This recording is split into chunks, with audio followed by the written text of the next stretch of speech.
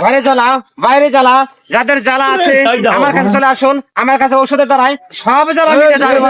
হ্যাঁ ভাই, আমি আসতেছি ভাই, একটু অপেক্ষা করুন। আপনার ওষুধে কি কাজ হয় ভাই? ভাই যাদের ঘরে জ্বালা, বাইরে জ্বালা, আমার ওষুধের দ্বারাই সব জ্বালা মিটাতে পারে। আমার তো ভাই দিনের মধ্যে বহু 3-4 বার ধরে ধরে মারে থেকে তোমার ঝাঁটা দেও বাড়িয়ে বুঝছেন? এটা কি হারবো ভাই?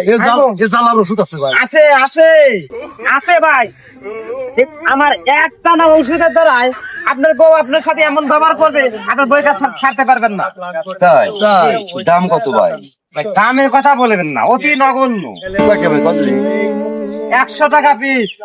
এমন হ্যাঁ আমি তো হ্যাঁ হ্যাঁ হ্যাঁ দেখ নি দেখ দেখ দেখ দেখ দেখ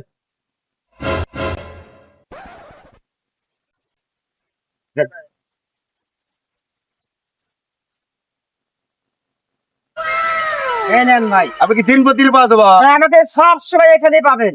না হলে খবর হবো কেন আপনি? আবার কি কয় জান? আসি ভাই। আচ্ছা আচ্ছা ঠিক আছে ভাই। সুপ্রিয় দর্শক শ্রোতা, ইতিমধ্যে জানেন আমরা বাপের বেটার ভিডিও ছাড়ি। আসলে দেখেন, আমাদের চোখের সামনে একটা রাস্তার থেকে গাছ টোকায় এনে 100 টাকা বিক্রি করছে। তবে আসলে কিছু কিছু ক্ষেত্রে দেখা যায় যে মাথার চুল যদি উঠায় যদি বলে ভাল্লুকের পশম, তারপরও মানুষজন বিশ্বাস করবে।